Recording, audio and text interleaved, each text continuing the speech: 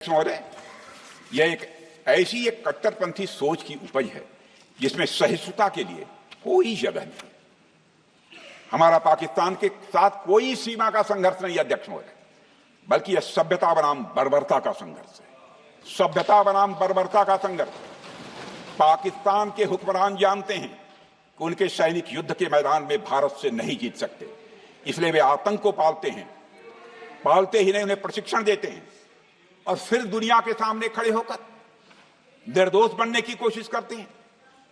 अध्यक्ष महोदय, पाकिस्तान दोहरे मापदंड और झूठ की बुनियाद पर खड़ा हुआ एक ऐसा देश है जो अब फेल्ड स्टेट के तौर पर देखा जा रहा है। भारत ने ऑपरेशन सिंदूर के जरिए पूरी दुनिया को दिखा दिया है कि हम इस आतंकवाद के गंदे खेल को जड़ से समाप्त करने का संकल्प ले चुके हैं। अध्यक्ष महोदय, जब अटल जी प्रधानमंत्री थे तब पाकिस्तान के साथ कंबोजिट डायलॉग के लिए भारत की शर्त थी कि पाकिस्तान अपनी जमीन का प्रयोग भारत के खिलाफ टेररिज्म फैलाने के लिए नहीं करेगा। एक कंपोजिट डायलॉग के लिए भारत की शर्त थी, जिसे पाकिस्तान ने भी मान लिया था उसमें। लेकिन दुर्भाग्य से 2009 में शर्म एल शेख में तत्कालीन सरकार ने एक बड़ी भूल की, जब कंपोजिट डायलॉग प्रोसेस से पाकिस्तान प्रायोजित आतंकवाद को डीलिंक कर दिया गया। यानी बातचीत जारी रखने के लिए पाकिस्तान द्वारा अपनी जमीन को आतंकवाद के लिए प्रयोग न करने की शर्त को ही डाइल्यूट कर दिया गया। मैं मानता हूं यह भारत की स्ट्रेटेजिक पोजीशनिंग को कमजोर करने वाला एक कदम था। अध्यक्ष महोदय, ऐसी ही एक और गंभीर चूक तत्कालीन सरकार ने 2006 में हवाना में भी हुई थी, जब पाकिस्तान को आतंकवाद का विक्टिम माना गया और एक ज्वाइंट एंटी टेरर मैकेनिज्म बनाने पर सहमति भी हुई थी। 2006 की बात कर रहा हूं। अध्यक्ष महोदय, यह सोचने वाली बात है कि जो देश आतंक को पैदा करता है, उसे पालता है, उस देश को ही आतंक से पीड़ित मान लेना कितना बड़ा स्ट्रेटेजिक ब्लंडर है। अध्यक्ष महोदय, आतंकवाद के खिलाफ हमारी लड़ाई अब केवल सीमा पर नहीं है, बल्कि वैचारिक मोर्चों पर भी लड़ी जा रही है। इसी उद्देश्य से प्रधानमंत्री जी कई हाई लेवल डेलीगेशंस का गठन भी उन्होंने किया था, जिसमें हमारे लगभग अधिकांश दलों के सम्मानित सदस्य उसमें शामिल थे। उसमें विभिन्न राजनीतिक दलों के रिप्रेजेंटेटिव शामिल थे और सचमुच इस समिति ने वैश्विक मंचों पर जाकर भारत की बात बहुत ही प्रभावी तरीके से रखी और आतंकवाद के विरुद्ध वैश्विक समर्थन को उन्होंने मजबूत किया।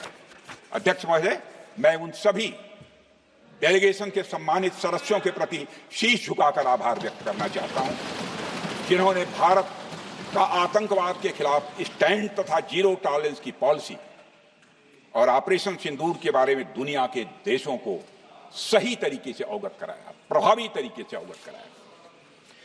अध्यक्ष महोदय, ऑपरेशन सिंदूर को लेकर सर्वदलीय बैठक भी हुई।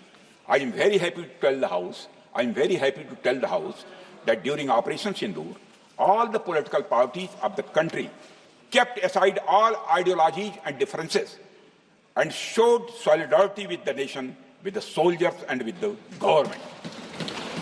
फिर इसके लिए आभार व्यक्त करता हूं। मुझे लगता है यही इस देश के लोकतंत्र की खूबसूरती है। अध्यक्ष महोदय, जैसा कि हमारे माननीय प्रधानमंत्री मोदी जी ने भी कहा है कि ऑपरेशन सिंदूर अभी रुका है, समाप्त नहीं हुआ है। यदि आवश्यकता पड़ी, यदि पाकिस्तान फिर किसी नापाक हरकत की कोशिश करता है, तो हम और भी कठोर और निर्णायक कार्रवाई करने के लिए तैयार हैं। अध्यक्ष महोदय, ऑपरेशन सिंदूर के माध्यम से पाकिस्तान के मन में भारत को लेकर जो बहुत बड़ी गलतफहमी थी, वह हमने दूर कर दी है। और मेरी दूर थोड़ी बहुत बची यदि भई होगी तो उसको भी दूर कर देंगे। अध्यक्ष महोदय, मुझे महाकवि राष्ट्र कवि रामधारी सिंह जी दिनकर की कुछ पंक्तियां याद आती हैं। अध्यक्ष महोदय, क्षमाशील हो रिपु समक्ष, तुम हुए बिनत जितना ही, दुष्ट कौरवों ने तुमको कायर समझा उतना ही। अध्यक्ष महोदय, भारत ने न केवल अपनी सैन्य क्षमता का प्रदर्शन किया, भारत ने न केवल अपनी सैन्य क्षमता का प्रदर्शन किया, बल्कि अपनी राष्ट्रीय दृढ़ता, नैतिकता और राजनीतिक कुशलता का भी परिचय दिया है। भारत अब किसी भी आतंकी हमले का निर्णायक और स्पष्ट उत्तर देगा। अध्यक्ष महोदय, हमने एक नई लक्ष्मण रेखा खींच ली है। अब आतंकवाद को आश्रय और समर्थन देने वालों को कोई शरण नहीं मिलेगी। और अध्यक्ष महोदय, भारत किसी भी तरीके से, किसी भी तरह के न्यूक्लियर ब्लैकमेलिंग या दबावों के आगे अब झुकने वाला नहीं है।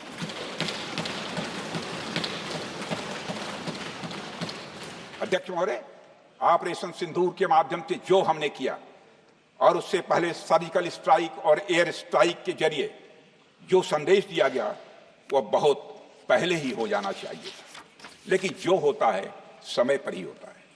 अध्यक्ष महोदय, हमारी सरकार ने आतंकवाद के खिलाफ हमारी जीरो टॉलरेंस की नीति को दुनिया के हर मंच पर पूरी तरह से स्पष्ट कर दिया है और हम उस पर कोई समझौता किसी भी सूरत में नहीं करने वाले। अभी कुछ सप्ताह पहले मुझे शंघाई कोऑपरेशन ऑर्गेनाइजेशन की डिफेंस मिनिस्टर्स मीटिंग में जाने का अवसर मिला था। वहां जो डिक्लेरेशन तैयार किया जा रहा था उसमें आतंकवाद पर भारत का स्टैंड डाइल्यूट हो रहा था। हमने साफ कह दिया कि जब तक आतंकवाद के मुद्दे पर भारत का स्टैंड रखा नहीं जाएगा, हम किसी ज्वाइंट स्टेटमेंट पर साइन नहीं करेंगे और इसकी वजह से वहां कोई ज्वाइंट स्टेटमेंट नहीं आएगा।